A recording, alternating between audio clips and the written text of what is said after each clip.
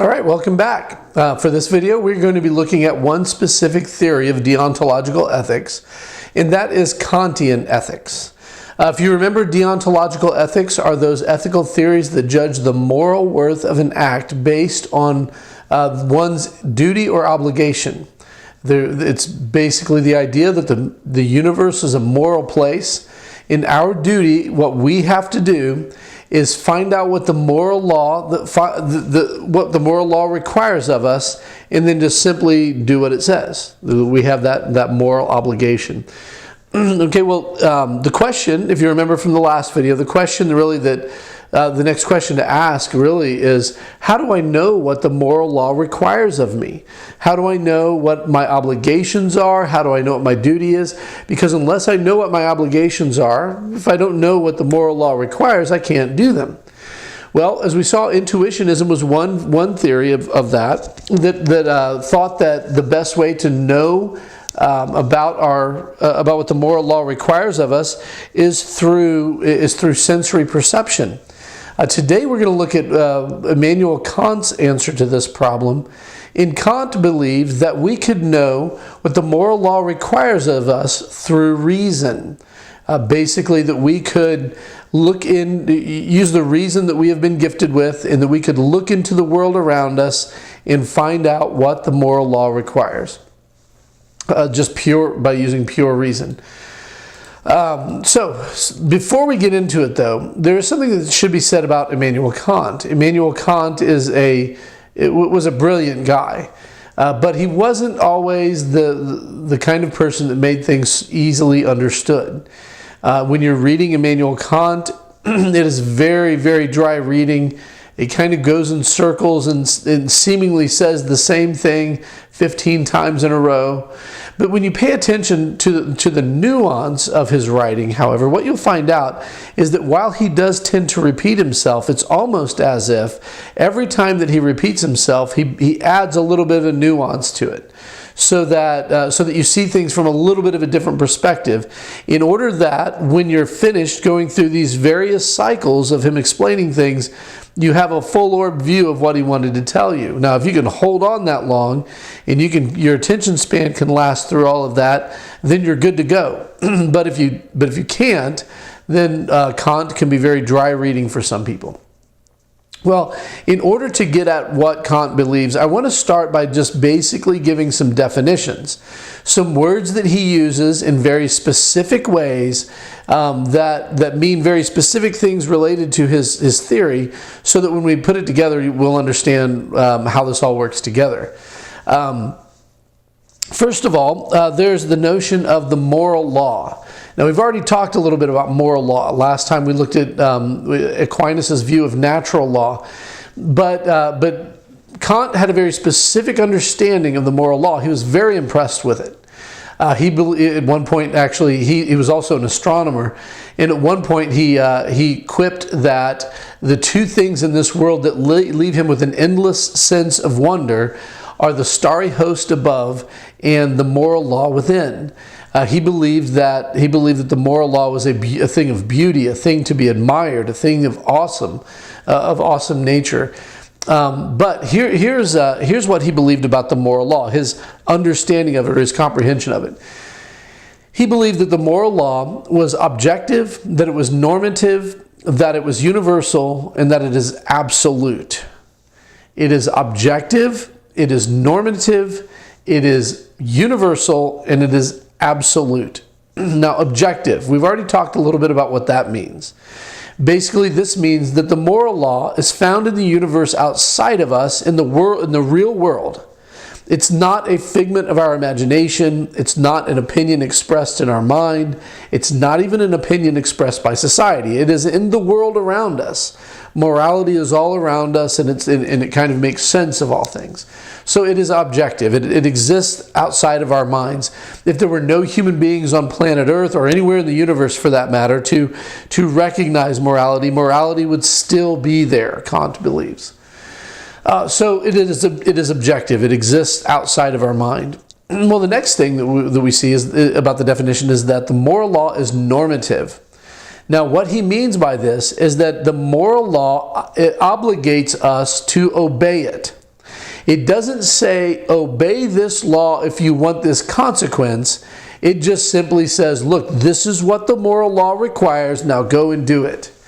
And it is incumbent upon all rational creatures, all rational beings for that matter, to obey the moral law. Now let me pause for just a moment and express this about Kant's theory. He makes much out of the notion of rational beings. Now, Kant himself is a Christian, and he believes that God exists, and so he believes that God himself is a rational being. He believes that angels might be rational beings as well, and demons, but human beings also fit into that category. But then there are lower animals that are not rational beings, and so the moral law really doesn't have a whole lot to say to them, because they can't access it like we can, because we have reason and we can access it. So it is normative, and for all moral creatures, the moral law demands obedience. It says, do this. There's no reason why. We don't ask why. We do what we're supposed to do. So for Kant, the moral law is normative, and it applies to everybody. It applies, and that's where he gets the notion. It's objective, normative, and universal. It applies to everyone, whether it's the 21st century American or whether it's the 13th century Aborigine from Australia. The moral law applies to all rational beings of all times, all cultures, all languages, any who will ever exist. The moral law applies to them, every single one of them. So it's universal in scope. So what applies to us applies to people 100 years ago and so forth. Now, in saying this, Kant does not disagree that the moral leanings of particular cultures change. However, he believes that, the moral leanings of various cultures do not actually determine what's moral, and even entire cultures can do that which is immoral. So they can break the moral law, so to speak, but the moral law is the same for everybody, every rational being. So it's objective, it's normative, it's universal, it's also absolute. And I say that word, and I'll define it here in a second, but most people don't really feel what Kant means when he says that the moral law is absolute.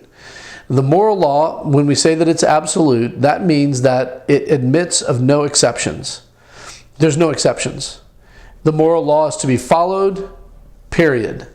And there are no exceptions. Now, I say that, but I don't think that you feel the weight of that.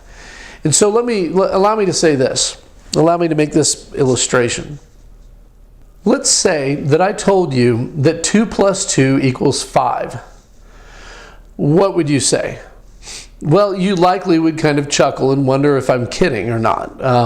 And if you found out that I was serious, you might either move to patiently correcting me, or you might openly scorn me or laugh at me because you recognize that 2 + 2 does not in fact equal 5, but it equals 4. Now let's say that I said 2 + 2 = 5, and you're kind of snickering, and I'm like, what are you laughing about? And you're like, no, you're wrong. 2 + 2 does not equal 5. 2 + 2 = 4. Where did you get that idea at? And I looked at you with a serious, dead serious look in my face, and I said, my culture believes that 2 + 2 = 5. In fact, the village that I grew up in believes that 2 + 2 = 5. In fact, my very own parents told me that 2 + 2 = 5. In fact, I think that you're being quite intolerant and insensitive to me in my belief that 2 + 2 = 5. I really don't like this insinuation that I'm somehow ignorant of basic rules of mathematics. 2 + 2 = 5. That's what I've been taught all my life. That's what my culture taught me. I saw it on the internet. And you're going to listen to my explanations, and you're going to listen to my justifications. You're going to be like, yeah, your culture was wrong, and your parents were wrong, and the internet website that you saw was wrong, and You are wrong. And how would I go about proving that how would you go about proving that I was wrong? Well, you could just simply take two objects in your right hand, two objects in your left hand, put them together into the palm of both hands, shake them together and say, look, 2 plus 2 does not equal 5. It equals 4. In other words, you would appeal to reason in order to show me that 2 plus 2 equals 4. Now, we think about an illustration like that, and you kind of sit back and like, okay, what point are you trying to prove here? Well, now, imagine that I said that in that whole scenario that we just worked through. And let's imagine another scenario. Let's say that I came to you and I said, fornication is morally wrong.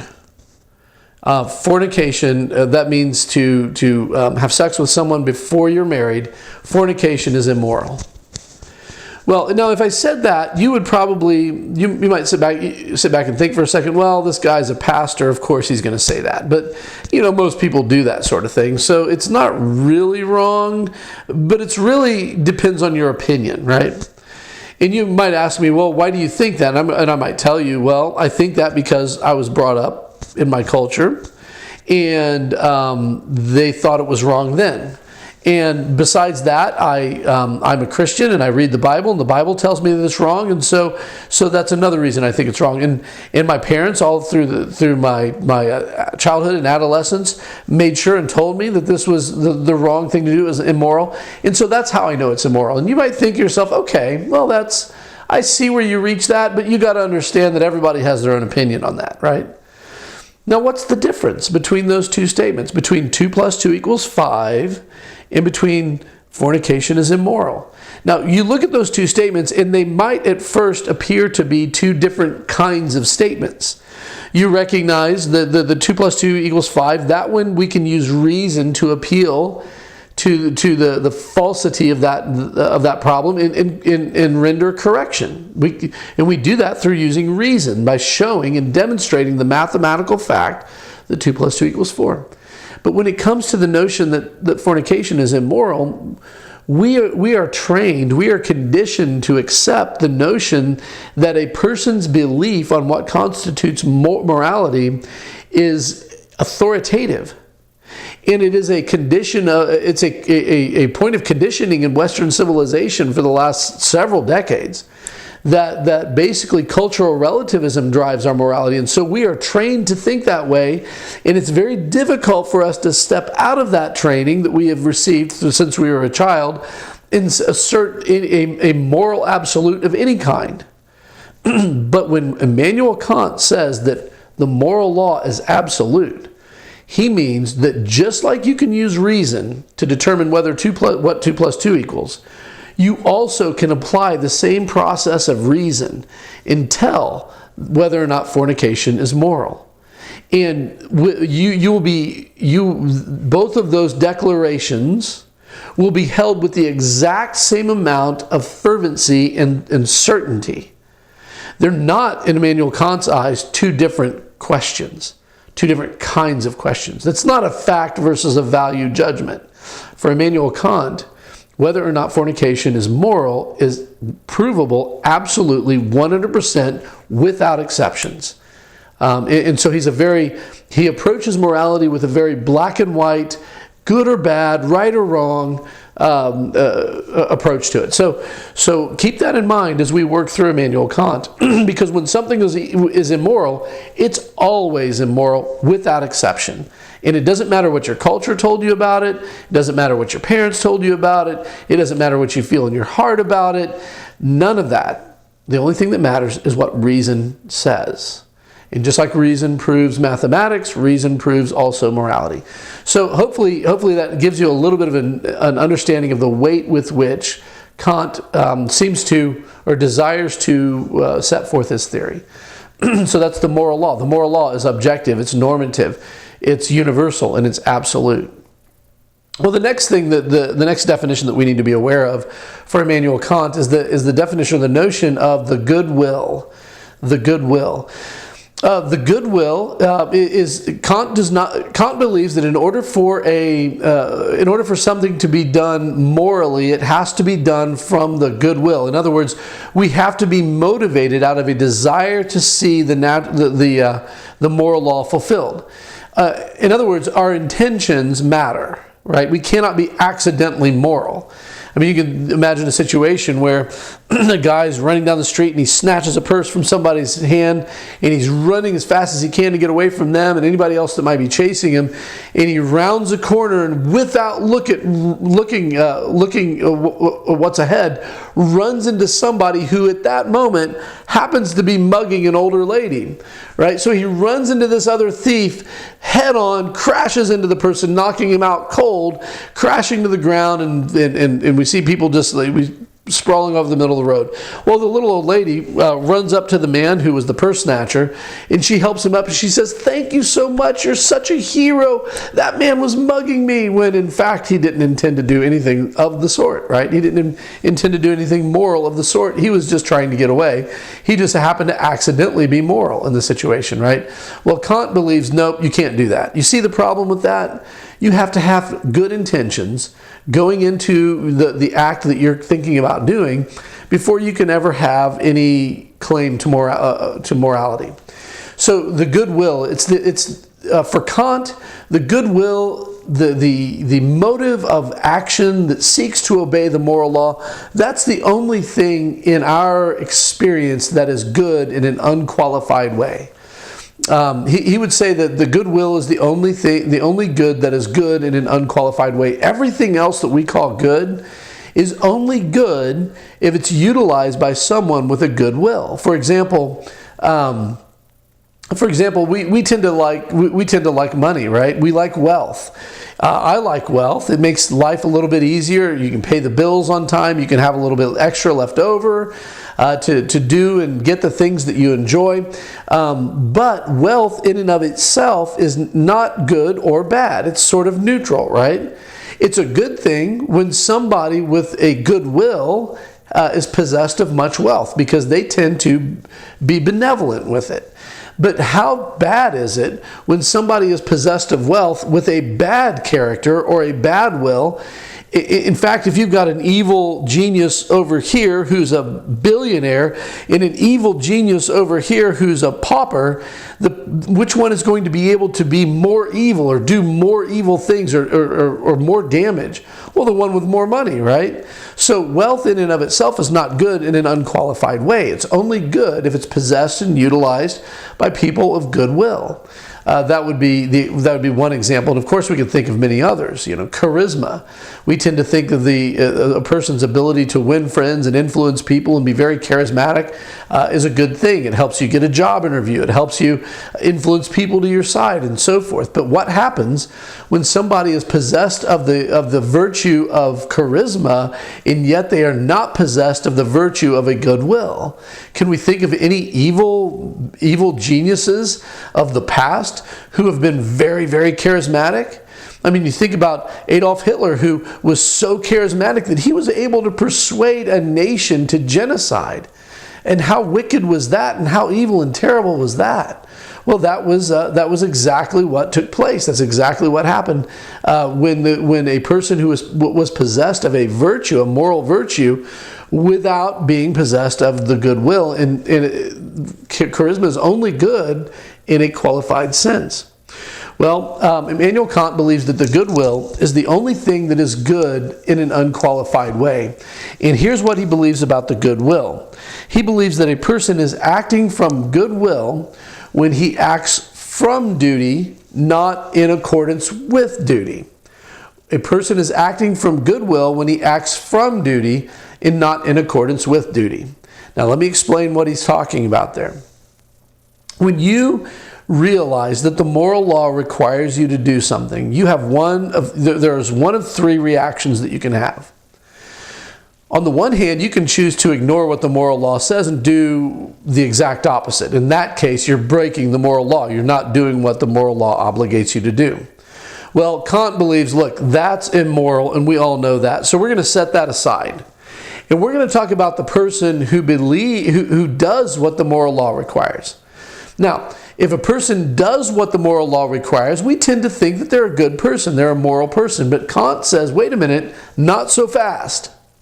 Because a person can obey the moral law in an outward way, and yet inwardly not be doing it from a motive that pays close attention to what the moral law requires. Let me give you an example. Let's say that I'm walking out of the building and I drop my wallet on the floor and I don't see it. And you're following behind me and you see the wallet fall down on the floor and it's laying there. Now, what does the moral law require you to do? What action does the moral law require you or anybody else to take? Well, you should return my wallet to me. That's just what the moral law would require, right? Well, let's say that you grab the wallet and you give it back to me. But the reason that you gave it back to me is because, hey, this is an ethics class. You know, if I return the wallet to Professor Kip, he's going to give me extra credit because it was a very ethical thing to do. And I can show him that I'm learning things in ethics class, right? So you can pick up the wallet, you give it back, and voila, I'm supposed to give you extra credit. Well, think about what motivated you at that point. You were motivated not out of a concern of what the right thing to do was. You were motivated out of an inclination based on something that you might be able to gain for yourself. And because of that, you acted in accordance with the law, but you did not act from the law. In other words, you were doing what the law required, but not because the law required it. You were doing the right thing for the wrong reason. That's what Kant means when he says that in order to act from goodwill, you need to act from duty, not just in accordance with duty. From duty would mean that you have a respect for the moral law and what it requires, and that the primary motivating factor for you in doing what the law requires is that you want to do what the law requires. You know the law requires it, and you want to obey it. So that's what acting according to goodwill is. I mean, it's not hard at all to obey the moral law when the moral law happens to be what you want to do anyway. That's acting according to your own inclination. That is acting. It's what Immanuel Kant calls acting in accordance with duty. You did what duty requires, but you didn't do it for the right reason. So that's the difference between acting from duty and acting in accordance with duty. And for Immanuel Kant, an act is only moral if it is done with goodwill, if it is done from duty, with conscious deliberation on the moral law. That's when an action is moral. So that's the goodwill. The goodwill is when one acts from duty, not in accordance with duty, when one acts with the motive of obeying the moral law and not just acting out of the motive of personal gain or their own inclination. The next definition that I want us to learn is that of maxim. Immanuel Kant uses this term, a maxim, to refer to a general moral principle that undergirds an action that you're considering doing. A maxim is a general moral principle that undergirds an action that you're considering doing. You see, Immanuel Kant believes that every moral action or every action that we ever do is based on a moral principle that we implicitly assume when we do that action. Now, we may not be able to explicitly tell you what that principle is. We may not have thought it through. But for example, if I'm trying to get to school and I'm late, and I stomp on the gas pedal so that I'm doing 20 miles an hour over the speed limit. I don't recommend that, by the way.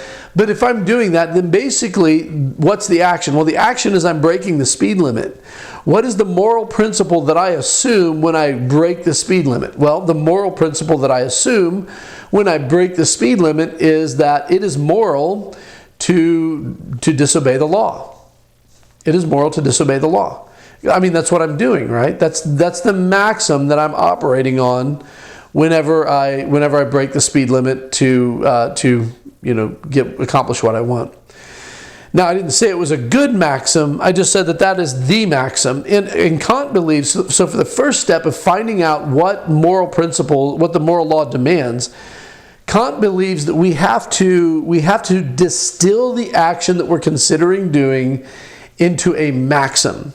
We've got to put it in the framework of a moral principle. And so the best way that I've found to do this, and Kant does not do this in his book, but in terms of a 100 level class to where we can really kind of apply, sort of learn how to apply these things here, I'm going to simplify it a little bit. So basically, consider the action, and then to create the maxim, there's a bit of a formula that I follow. Let's try this out. Let's say, for example, it comes to final exam time, and you're thinking about cheating on the test. I don't advise that, by the way, particularly for an ethics class, because, well, it is an ethics class. But let's say it comes to the end of the semester, and you're about into the session, and you're about ready to take the final exam, and you haven't studied nearly as well as you wished you could have. And so in order to get a better grade, you're thinking about cheating on the test. Well, think about that for a second. And what would be the maxim, if you followed through on that action, what would be the moral principle that you assume when you did that action? Well, the moral principle that you would have assumed simply is that it is moral to cheat on a test. It is moral to cheat on a test. Okay, simple enough. Let's say, for example, that you're up late one night and you're watching TV, and all of a sudden, I don't know, somebody comes on TV and starts talking about this charity. Maybe it's Sarah McLachlan, and she's got the little puppies across the screen, and she's telling you if you send your money in, that's going to help feed the little puppies, and it's going to help shelter the little puppies. And if you can just commit to just a little bit of money, that will go a long way in helping these puppies survive and be delivered from their terrible circumstances and get adopted and all this sort of thing. And so you're sitting there, it's late, and you're kind of tearing up over all these puppies that you see, and you say, you know what, I've got some extra money this month. I think I should give some money and send some money in to save the puppies. But wait a second, hold on just a minute. Before I do that, I need to ask myself, is this the moral thing to do? Okay, well, what would Immanuel Kant say? Well, Immanuel Kant would say what you need to do is think about what it is that you're considering doing, and then you need to put it in the form of a maxim. So let's say you're considering giving money to charity, and you say this: the maxim that I'd be operating on if I gave money to charity is this: it is moral to give to charity. It is moral to give to charity. Now, if you notice the similarity between that and the other maxim that I mentioned, it is moral to cheat on a test. It is moral to give to charity. Both of those maxims start out with the phrase, it is moral to ... right?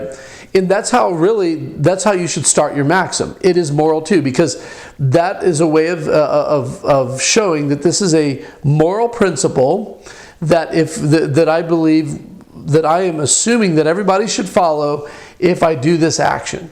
It is moral to ... That's how you frame it in the form of a moral principle.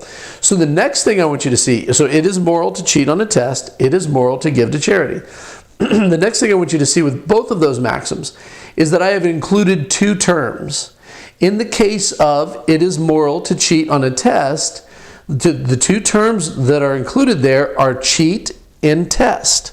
Cheat and test. It is moral to cheat on a test. Now, the reason I include two terms is this, is because Kant is going to ask us for logical consistency. He's going to see if there's any contradiction in the moral itself in order to judge whether the moral is good or whether it's bad. And so if you have two terms there, it's a lot easier to see. It's a lot easier to contrast or compare the two terms to see if there's a contradiction. So, like I said, it is moral to cheat on a test. You've got cheat and test. It is moral to give to charity. You've got give and charity. It starts out with the phrase, it is moral to, and then include two terms, cheat on a test, give to charity. Those terms should describe the action that you're doing or you're considering doing. So, with that in mind, let's talk about another definition. So we've got the maxim, and let's talk about another definition. And that is this, the categorical imperative. And this is where it comes down to trying to find out what the moral law requires. We're going to use all those definitions that we just learned. So if you need to learn them again, go back and look at them, look through your notes, try to do the reading and things like that. But go back and look at those things. Now we get into the categorical imperative. The categorical imperative is the notion, this is what Kant believes is moral or is not moral. This is what's going to determine what's moral and what's not moral. And the categorical imperative is basically a command of the moral law. It's a command of the moral law. We can contrast this with what Kant calls a hypothetical imperative. You know what an imperative is, right? An imperative is a command. It's something that we must do. If we talk an imperative statement, then it's a statement that makes a command. You know, an interrogative statement is one that asks a question. A declarative statement is one that just simply declares truth. Well, an imperative statement is one that gives a command. It says, do this or don't do that, right? Well, the hypothetical imperative is a command that hinges on a condition. It says, if you want this, then you must do that. All right, so if you want to stay out of trouble, then you must tell a lie. In other words, the hypothetical imperative is a consequentialist approach to ethics. It's saying if you want this consequence, then you will do this action because this action brings about this consequence or this effect. This cause brings this effect.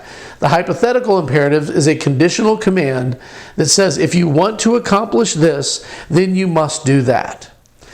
By contrast, a categorical imperative is an unconditional command of the moral law that says, hey, look, do this or don't do that. No strings attached. The moral law just requires you to do this or don't do that. That's the categorical imperative. And for Kant, this is an important part to understand because if you go looking on YouTube or somewhere like that, a lot of popular videos and things will get this wrong. For Kant, the categorical imperative is a moral law that directs all of our actions. It is a single principle. It is not a bunch of different principles. It's one principle that's formulated in several different ways, but all of those ways find their unity in one principle, the categorical imperative. It's not the categorical imperatives, plural. It's the categorical imperative. Now, as I mentioned, Kant formulates this several different ways. In fact, as some scholars have talked about as many as 12 or 13 different ways. We're not going to talk about all those formulations. We're going to mention 3 of them because I think that these 3 are different enough from one another that they will give you a different flavor for where Kant is going with this. But the categorical imperative is an unconditional command of the moral law whereby we can utilize this imperative and apply it to any situation and determine what the moral thing to do is in that situation, what the moral law requires of us. So that's the categorical imperative. Let's talk about the 3 formulations of the categorical imperative then. Formulation number 1, the principle of universalizability. Now that's a big word, but this is kind of a abstract concept. But formulation number 1, the principle of universalizability. And for the principle of universalizability, what Kant is saying is that your maxim, so remember, I'm considering this action, I am going to distill this action in the form of a maxim. In your maxim, the one that you're going to act on, this is what Kant says. He says you should only act on those maxims that you can at the same time will that they become universal law. You must act only on those maxims that you can at the same time will that they become universal law. In other words, whatever it is that you're considering doing, the principle that you're operating on is only moral if you can say to everyone on planet Earth, this is what you should do. This is what you should do. If you can't say that to everybody on planet Earth, if you can't look at them and say, this is what you should do, then the moral principle that you're considering, the maxim that you're considering is not in fact moral. So basically, this principle is looking for logical consistency. Because if you're not able to universalize it, then that means that there is a contradiction in it somewhere. So that this action is good over here, or profitable or beneficial over here, but not over here. No, that's not right. So basically, he's looking for logical consistency in the maxim. Let's illustrate this. Maybe it'll make it easier to understand. Let's think about the maxim that we were considering earlier. The maxim where a person is considering cheating on a test, and so they ask themselves, what would Immanuel Kant do? Well, he would formulate a maxim, and so the maxim for that is this. It is moral to cheat on a test. Remember, it is moral, and then two terms, cheat on the test. So it is moral to cheat on the test. That's the maxim. Now the question is there a contradiction between the terms in the maxim? The terms in the maxim are cheat and test. Is there a contradiction in meaning? Is there an inconsistency where those two cannot happen at the same time? Well, Kant says, well, think about this. What does it mean to cheat? Well, cheating means to go outside of the established parameters of a game or a test or a contest in order to try to achieve victory in that contest. That's what cheating is, right? Well, what is a test? Well, a test is a tool of evaluation to see how much you have learned in a given topic, a given body of knowledge. So is there a contradiction between those two terms? Well, think about that. Think about what happens if I gave a test and everybody cheated on it, or if anybody cheated on it. If you cheat on a test, is it any longer a test? Because a test is what? A test is an evaluation of what you know. But if you cheat on it, it's really not gauging what you actually know. So if you're cheating, then you're not actually taking a test. You can't cheat on a test, because the test then, once you've cheated on it, the test itself is invalidated. It's not an accurate measurement of what you know. It's not a good way to discover what you know or what you don't know. And so it no longer is a test. But if it is a test, then you're not cheating on it, because if it's actually a test and it's actually gauging what you actually know, it's because you're operating under the parameters of the test so that the instructor can gauge what you know or what you don't know. So you cannot possibly cheat on a test, because if you're cheating on it, then it's not a test. Everybody says, well, great. My ethics prof just told me I can't cheat on the test, so I'm going to go ahead and write down the answers and then check them off in the box. Well, here's the problem with that. If you're not taking the test that day, then I can't enter a grade for the test that day. So you get a 0, right? If you cheat, because you didn't actually take the test. So yeah, it doesn't work like that either. Anyway, so when you're cheating, you're not actually taking a test. When you're taking a test, then that means that you can't be cheating by definition, because cheat and test contradict each other. They cannot coexist. Now, that doesn't mean that the cheater can't put more points in the grading ledger if they get away with it. Yes, they got more points, but they were not accurately measured according to what they know or what they don't know. So cheating and test contradict each other. They cancel each other out. Therefore, there is a contradiction in the maxim to the extent that you cannot universalize it. Now, what do you mean I cannot universalize it? Well, here's why you cannot universalize it. You cannot universalize it because when you cheat on a test, you depend on the professor not catching you, right? Why is that? Well, if the professor had the belief that everybody was going to be cheating on the test, in other words, if the professor believed that the moral principle that it's morally okay to cheat on a test, if that were universal, then guess what the instructor wouldn't give out?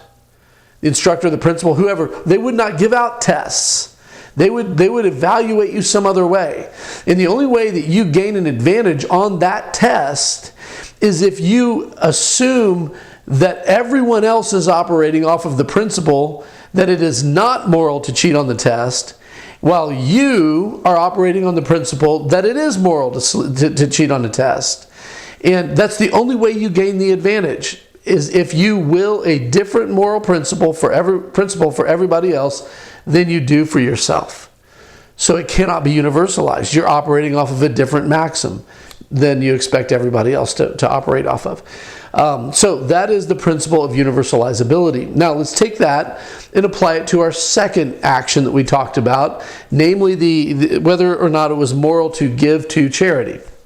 All right, so you see Sarah McLaughlin, she's going to feed the puppies, and you're asking yourself, is it moral to give to charity to help feed these puppies? And you say, well, what would the maxim be? And the maxim would simply be, it is moral to give to charity. But is it? Well, what are the two terms that we're isolating in the maxim? There's give, and then there's charity.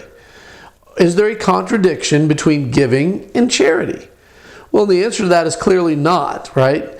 Because giving and charity, while they may not mean exactly the same thing, certainly are very close in meaning. They such that you can do one and do the other. There's no contradiction. Furthermore, if you willed the maxim to be universalized, that it is moral to give to charity, everybody could follow that. And there's no contradiction there. It can be universalized. In fact, the world might be a better place. It might actually result in good consequences, even though that's not what Kant is looking for. He's looking here for logical consistency between the terms in your maxim.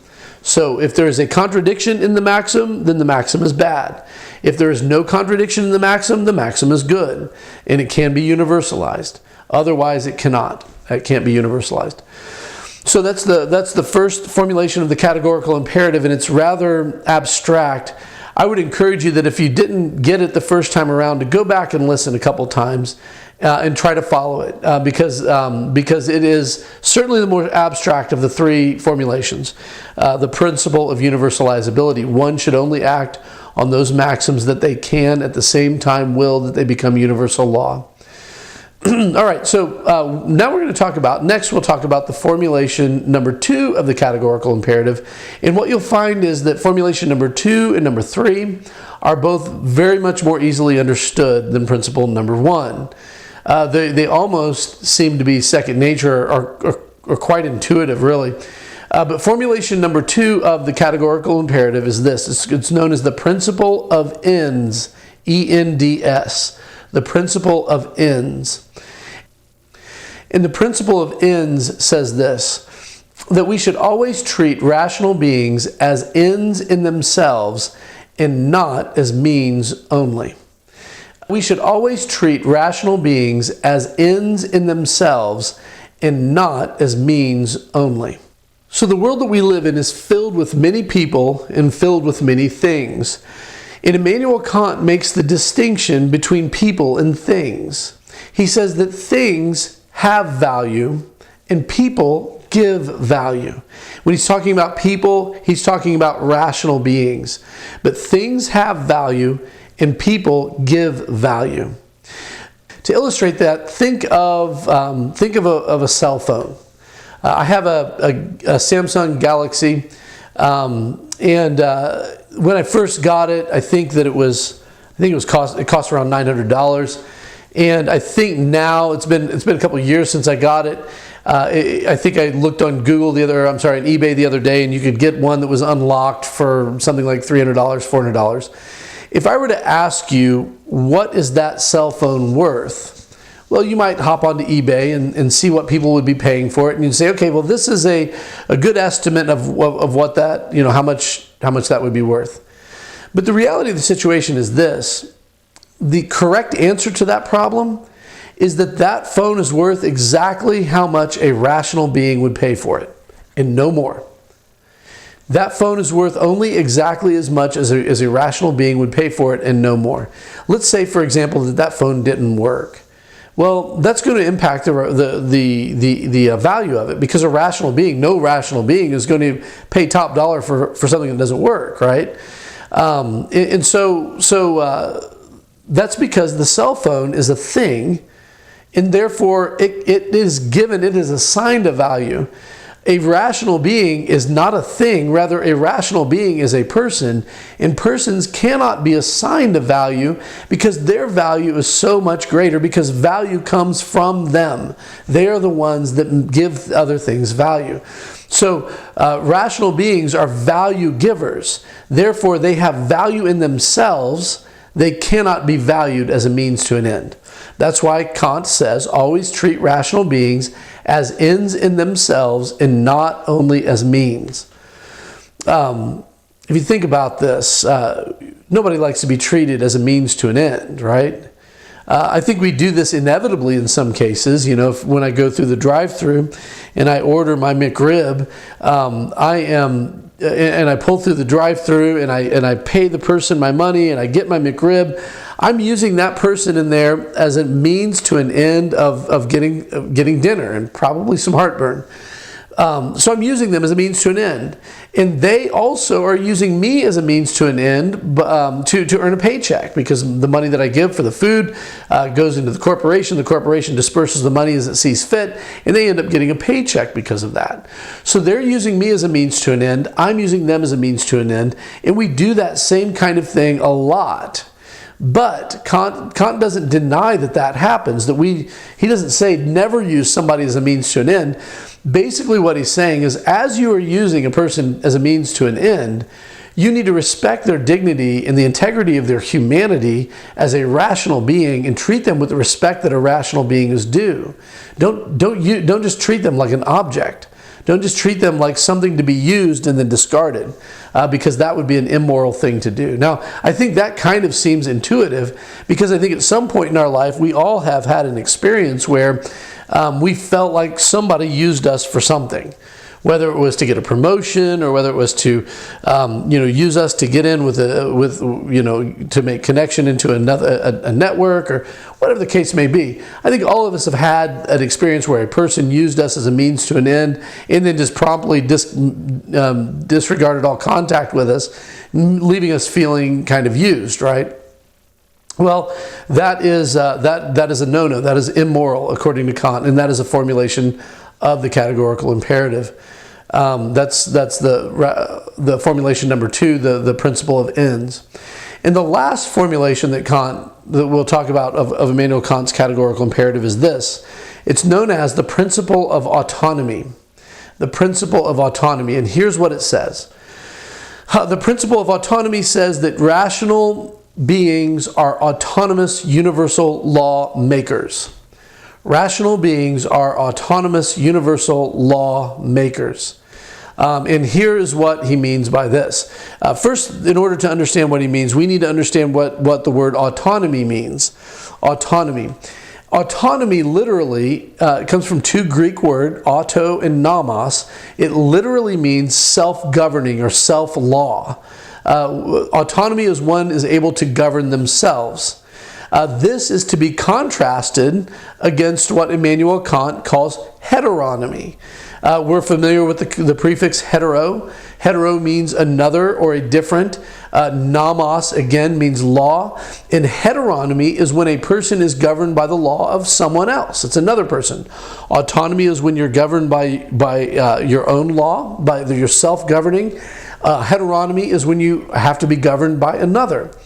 And an example of a heteronomous morality, Kant would say, is when you derive your morality from your parents.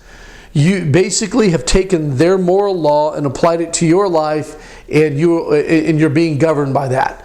Or it's when you're being governed by the moral law handed to you by your friends or your peers, somebody that you admire. You've adopted their moral law to govern your life, and you're being governed by the moral law of another person.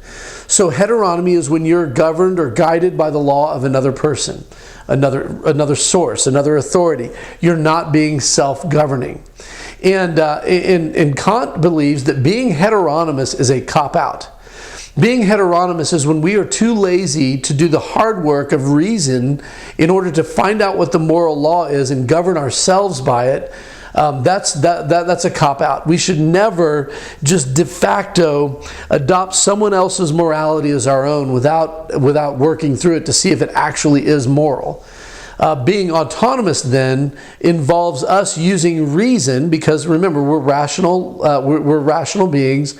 We use reason to discover what the universal moral law is. Remember, the first formulation was the principle of universalizability.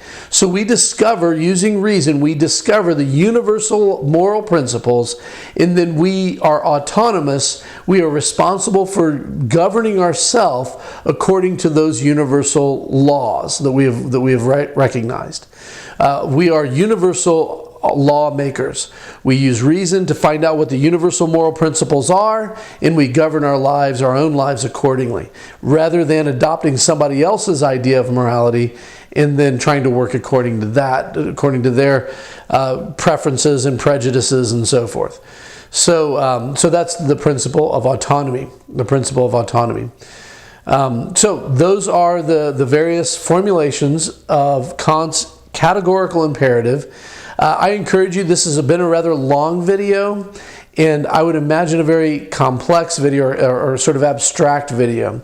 I would encourage you to go back through and maybe touch on these points again. What I will also do is I will post the PowerPoint for this online, so that you can kind of follow through it and try to make the best sense of it. This is probably the most abstract moral theory that we've talked about. And we may even go over some question and answers in class, where I'll ask you if there are things that you might not have understood during that presentation. So anyway, but I would encourage you to go back through it, read your book, look over your notes, look over the PowerPoints and so forth, take the quizzes, and I will see you in class or in the next video. Thank you very much. Goodbye.